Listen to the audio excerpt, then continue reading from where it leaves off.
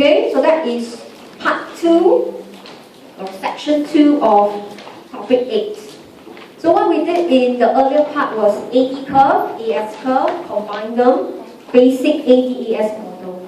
So the model helps to show us the outcome in the economy. But the moment we want to say output increase, we cannot say price drop. We should say inflation rate drop. So what we are doing is we're going to revise the model, okay, to change it to an inflation output axis. Okay, and not only that, after we change the axis, we're going to apply the model. Okay, sorry, there's a typo. We want to therefore reflect. If I'm using the diagram with a pi and a y, right, we're going to explain to you why in US they are so fearful of a liquidity trap, because it will bring you into deflation. And similarly, why Japan desperately must go out of the liquidity trap. So we're going to focus on how, by using the model, it can show us a liquidity trap can bring you into a deflation. So deflation is very harmful. Therefore, instead of pursuing deflation, government should pursue disinflation. In other words, pi drop and not drops. So the topic is split into 3 parts. First part is just to show you how do you cross over from the basic ADAS to the revised ADAS. Then part 2 is to show you how to use the model with the intention of showing the economic impact of the liquidity trap. Then part 3 is to show you the discussion of government. Therefore, government should pursue disinflation.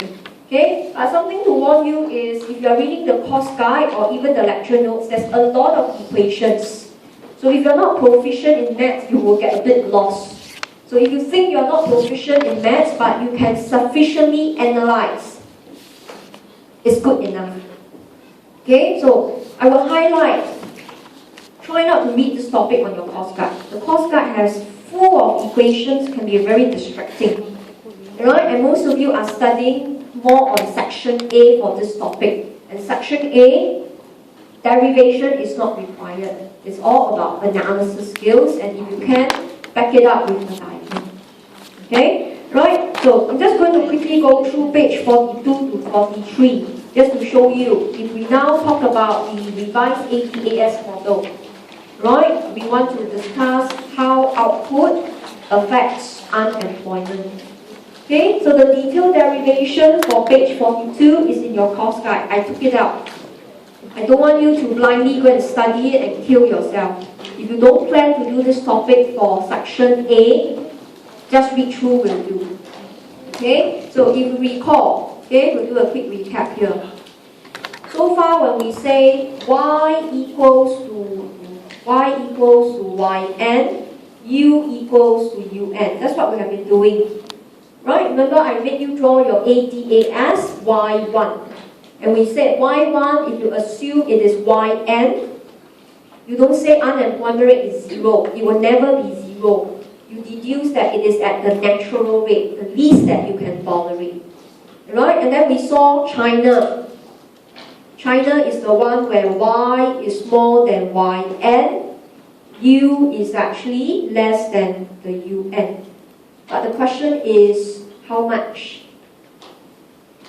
Right? How much did the unemployment rate drop? All I know it will drop because to produce more, you need to hire more workers, you cut back unemployment. Similarly, for US, we saw her output is less than the YN. Right? So that tells us unemployment will worsen higher than the UN. Again, we want to ask how much? Right? So the man who can answer our question was Okun. He says it was exactly 1/3. Meaning to say, okay, if you increase output by 1%, okay, unemployment rate will drop by 1/3%.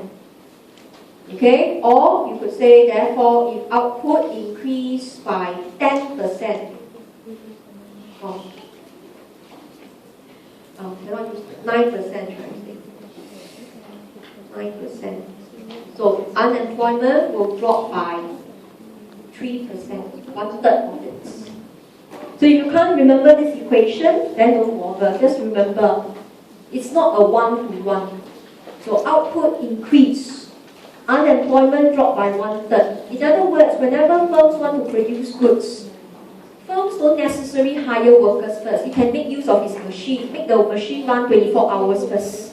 So output increase, but unemployment drops only by 1/3. So that tells you, right, in your country, if you are very dependable on machines, your delta can be less than 1/3. Okay, so this is actually certain background on production law in microeconomics. Production output depends on capital and labor. The more you use capital, the lesser you use output. So that's why demand for labor don't change 1-to-1. Okay, and similarly, if you reverse it, if like US, if your output will drop by say 6%, so 6 times the 1/3, it will only worsen unemployment by 2%. You can play around with the figures. So Okun's law is just a convenient way to measure how much unemployment rate will change when output changes. So they must go in an inverse manner. But it is not 1-to-1. The value, the standard value is just 1/3. So it depends on your labor market. Alright, how dependable do you use your, what was that? The use of labor. So as given here, industrialized nations, compared to those that are of US, who are service sector. So if you are service sector, you need a lot of labor. So your coefficient will be large because every time if your banks were to expand, you need to hire the bank officer. So your replacement of labor, unemployment rate will give you higher. So you have a higher Okun's coefficient. Okay, so these are the details. I leave it to you to read through. So simply it just means output unemployment goes opposite direction by a size of 1/3. Okay, now after understanding the Okun's law, this is just to show you. Later on, when I use the revised ADAS model, I cannot say wages goes up, prices goes up anymore. I have to therefore apply the Okun's law, right? So output changes will affect unemployment, then unemployment will affect prices, and not. You no longer can say price goes up, or should I say PE goes up, wages goes up, price goes up. Cannot. This is basic. This is used in basic ADAS. So in revised ADAS, I must talk about output increase, apply Okun's law, unemployment rate drop. And if unemployment rate drops, I must apply Phillips curve to say inflation rate goes up. I cannot just use PEW and P anymore. Okay, so that is the first difference between the standard or the basic ADAS with the new ADAS. So it's not going to be that easy. Alright, but remember, later I will show you. If possible, try not to use the new ADAS unless the question says so. Okay, so with that, let's move on to page 44. This is where I want to emphasize to you. So the first difference in the revised and ADAS model is cannot say wages goes up, price goes up. You have to use Okun's law, Phillips curve. The second difference is the diagram. The diagram don't really change too much except the axis. So in page 44,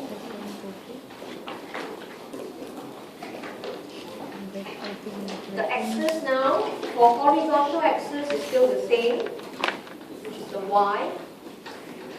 But now, vertical axis should be a pie in percentage.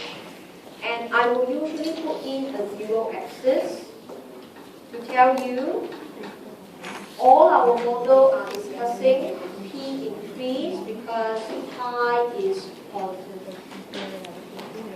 So it's not just change the axis. In your mind, you must always know prices are always rising.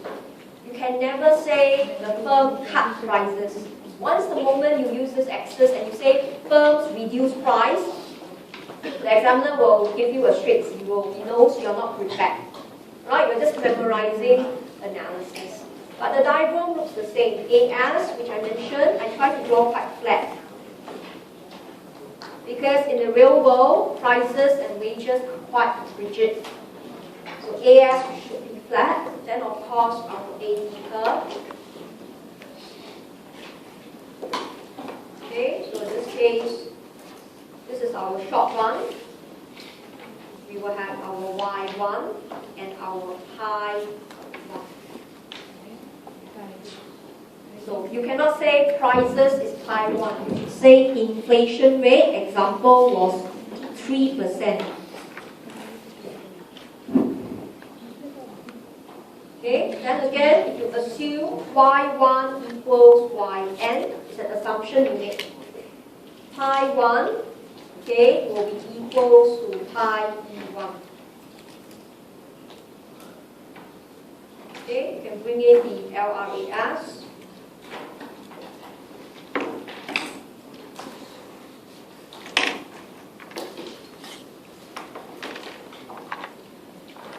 So you must be very careful with the interpretation. Okay, this means wages increase by 3%, prices increase by 3%. Alright, so you're always comparing to previous year. So if previous year prices are already high, now it's even higher. But if you look at Japan, prices are already low. So you add a 3% to it, it's still considerably low. So that's why when we measure things by 3%, we never know the original value. You must always remember that. This is not P1, W1, it's pi. All you know is compared to last year, it went up 3. But what was the actual value? You don't know. High or low? You don't know. You just know it went up by 3.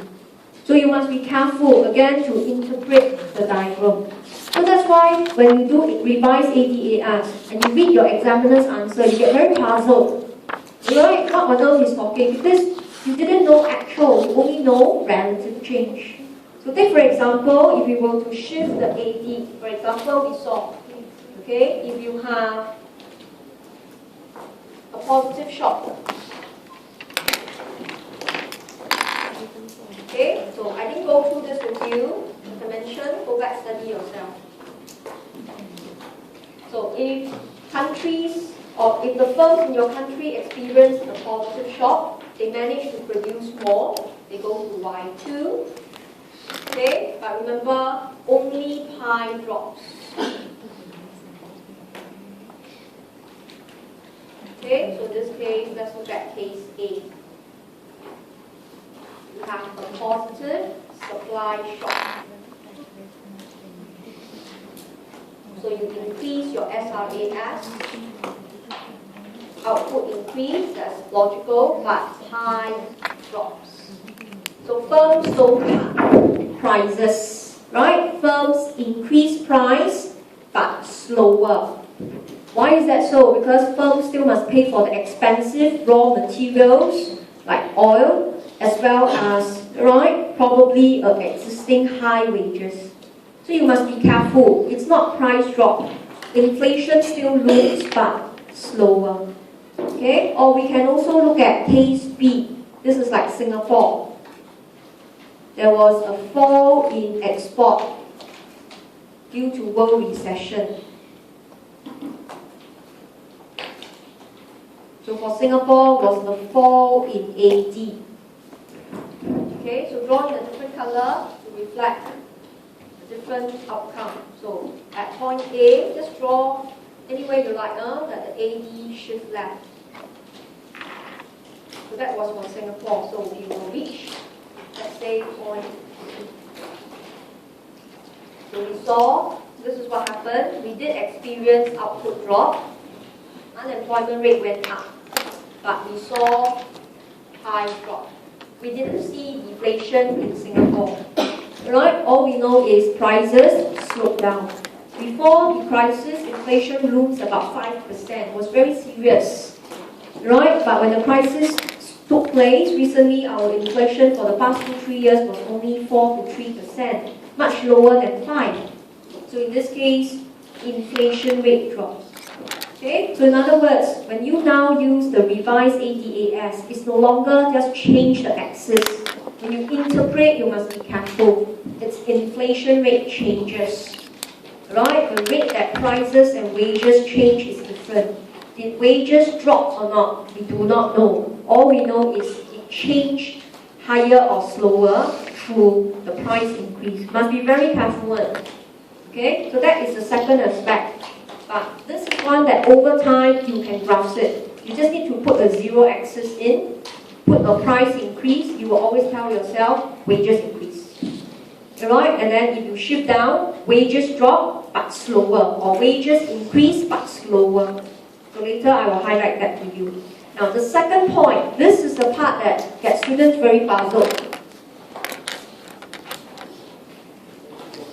Okay? Because we know, okay, you will recall, change in price will change interest rate via Keynes effect. And therefore, you need to shift LM. But how do you shift LM? Right? How do you shift LM? We tend to think that LM shift down, M increase. And LM, if it shift up, M decrease. But now, in this revised model, M is always increasing. Okay? If you are not sure, you can recall. Quantity theory of money, MV equals P1. This is in topic 4. Percentage change in M is percentage change in P plus percentage change in Y. And you already know this is positive. Right? If prices are increasing, you must have more money in the economy to pay for the goods. So if M is always increasing, do we say, oh, LM definitely must shift down? We don't. We have to revise the concept. Instead of saying M increase, we must say how fast M increase. So the discussion now is no longer on M, but GM. The rate of money growth. Okay, and not M increase or M drops. You can't do that anymore. So that is the third segment that when you deal with the revised ADAS, you must be very careful. Okay, so how do we do it? Okay, so focus on the last column. Okay, so all you know is M is definitely increasing. Right? This is always positive. So this is positive, M is always positive. But how much more or less depends on the Y. So in this case, you can see, for example, if you use expansionary policy, M rises. So you know also Y increase. Therefore, okay, that tells you M increase faster because you have change in P plus change in Y, both are positive. So you say GM increases, LM shifts down. Alright, so as long as pi is positive, based on your revised ADAS, money is definitely growing. But how fast depends on output. So a rise in output will hasten or increase to money growth rate, GM goes up. So conversely, if you use contractionary policy, output will drop. Okay, but you don't say M drops. You will say M increase but slower. Because you add the two up, change in P is still positive. Because your axis, pi is positive, so change in P must be positive. But now you add your change in Y, this is negative. And there is no way the P cancel out the Y. There will be no case M will drop. That's why a healthy economy, money is always growing. If an economy, money amount drops, the economy has collapsed already. It will never happen. That's why banks must be stable. You must allow the banks to continue to generate money. Right? So if you find this very confusing, it's very standard. Expansionary policy, shift LM down. Contractionary policy, shift LM up. But it's not M increase, M goes down. It's GM goes up, GM goes down. Right? Okay? So when we do the revised ADAS, the discussion is not simply M, it's change in M. Okay? Now, to actually discuss all these three aspects requires a lot from students. But if you are merely discussing this for section A, you can do as much to get 3 marks. Probably you can't score 5. But you know to score 5 takes so much. Then go for a 3. So I'm going to show you how to get a 3-mark answer. So let's turn to page 46.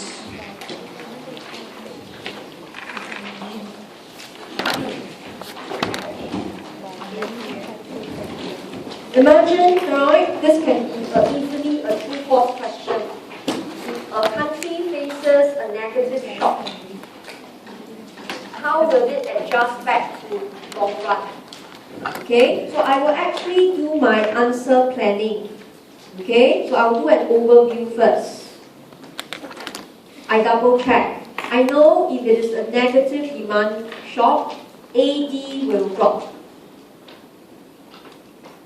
Okay, AD will drop. So AD drop, I know output definitely will drop.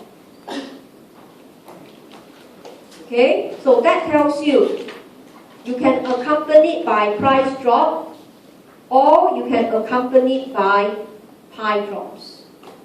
So if this is an exam question that was a demand shock, right, okay, you shift AD to the left. You know for sure output drop. So discussing P drop or pi drop, they are both acceptable.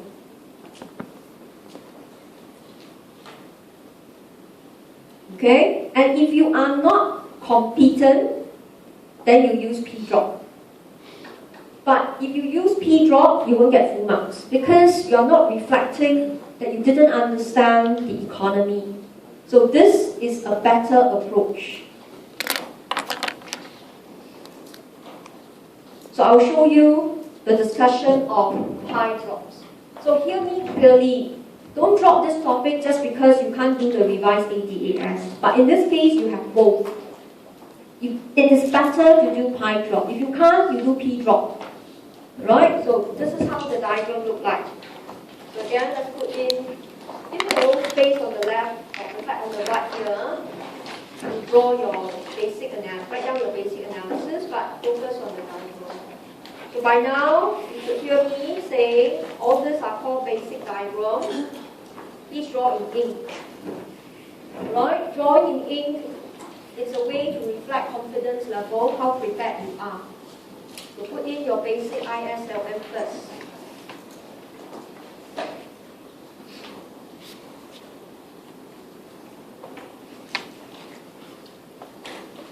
Okay, so we've done one set just now, so you should be familiar. The rate to hotel, money market, equilibrium, goods market, equilibrium. ISLM will give you a point of the A term.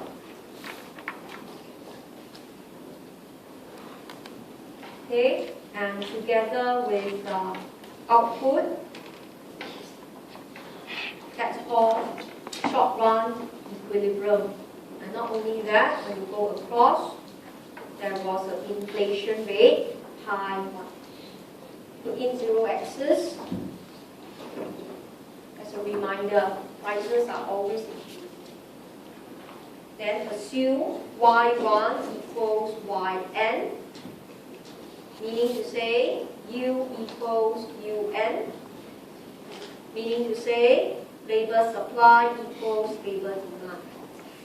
Wages and prices don't change, means inflation rate is the expected rate. Okay, so by now you should see now, don't underestimate this step.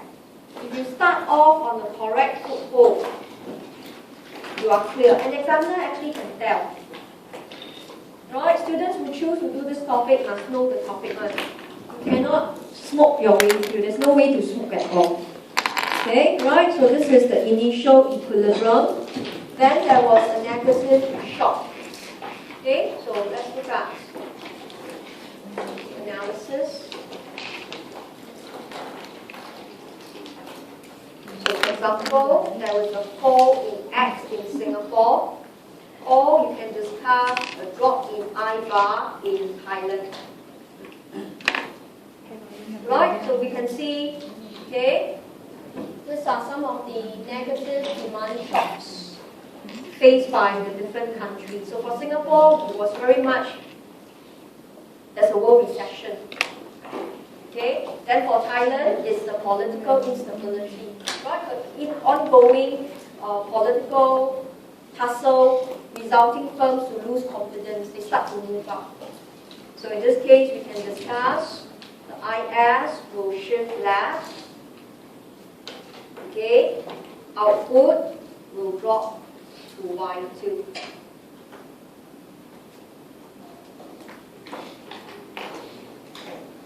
And therefore, AB will also shift left to AB2. Okay, so you get your Y2. Money market will also contract with a lower interest rate. But focus on output. So bring the output down.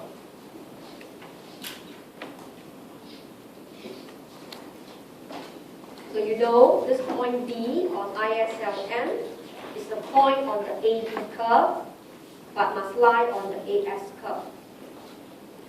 So that's how you get your AB2.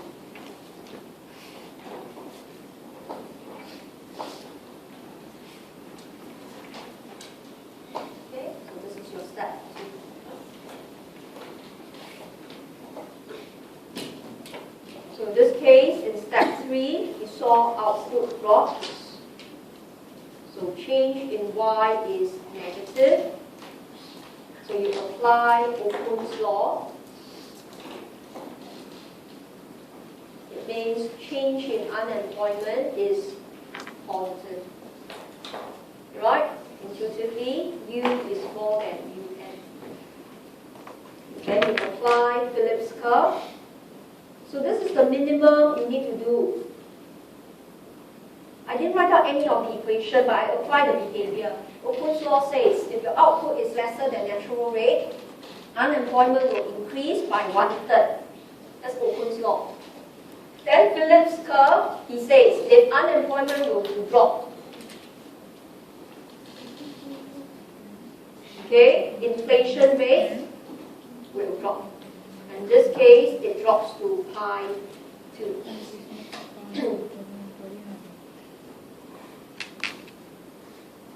Right, so this is actually your step 3. So you have to infuse in, right, the two theory here, Okun's law and Phillips curve. But you can see, I didn't use a single equation. So that's why if you can't use equation, because when you are doing exam, you're so stressed. All in your head is a Solo's rule model, you try very hard to remember, and your UIP equation, they're going to kill you already. You won't waste time and memorize these equations. That's why the behavior is just as good. Right? So you land up at point B. Okay? Then in this case, you know, how do you adjust to the long run? Step 4. Remember, the keyword must be assumed. flexible wages and prices. It's an assumption, right? Okay? And in this case, what will happen? Okay? Pi E will drop. So, right? Workers will lower expectation of their wages. They will lower the expectation of inflation rate. Okay? So that tells you wages increase but slower. So that's why you cannot say prices drop. The examiner will check. You really put a zero axis here. Prices are always increasing. So generally workers will ask for wage to increase but slower. No workers will be so silly and say, come cut my wages. Nobody do that. You will just slow down, right? You say, oh, instead of normal 3% wage increase, you can give me 2%. Right? You slow down the wage increase, but slower. So in this case, alright, labor demand will go up. The firms will hire the workers. Okay? And output will increase. Okay? So that tells you, you again apply the Okun's law. Change in Y now is positive. Change in U now is negative. So that's why, right, you have your AS curve shifting down. Output increases. Unemployment rate drops until you reach point D. So SRAS will increase, or you can shift right to point D.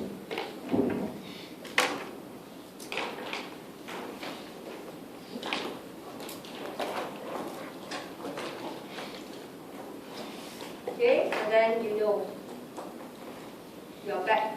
In fact, you will reach pi 3, and this is pi 2. So you cannot apply Phillips curve, huh? Phillips curve doesn't work. Phillips curve must be on AD, cannot be on AS. You cannot say according to Phillips curve, unemployment rate drop, inflation rate pick up. You look at your diagram, inflation rate continue to slow down. So there's no Phillips curve at all. So use appropriately. Okay, so output will adjust back, and step 5, as change in Y was positive, change in P is always positive, and money growth is faster. So the LM will have to shift down, and interest rates will drop. So that will give us step 5. Now, a lot of times students miss out step 5. Okay, so if you want to do this topic, you must be very conscientious. So, pi continue to drop, but P is still positive. Right? Prices change is still positive, but slower. Output goes from Y2 to Y1 or YN. So, money already growing because prices are positive, but now hastened by output. Money grow faster. Okay? Now, if you didn't know this, just look at your diagram. Point B goes to D already. Look at your LM. It definitely must shift down. You cannot leave your LM there. So even you do not know your step 5, you just drop. You just say LM also shift down to LM2. That's how you get back to Y1. And interest rates continue to drop.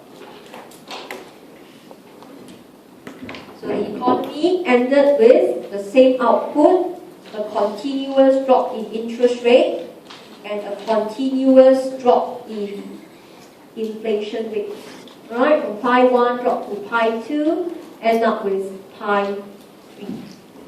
Okay, so this is not easy. So if you think doing P and Y is easier for you, you can, but you realize it's not realistic.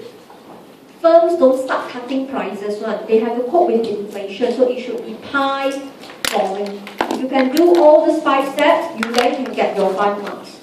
If you want to do P drops, he might not give you 5 marks because you are shortchanging a lot of phenomena that you don't see in the real world. Okay? The saddest truth is this is still 5 marks. Right? So that's why when you do APAS, you must be clear. If it comes up for section A, to put it as your last priority. So tomorrow's lecture, we're going to finish off the remaining 10 pages, bring along tutorial 5. I will only go through section A and then bring topic 9. Discussion of topic 9 is very short.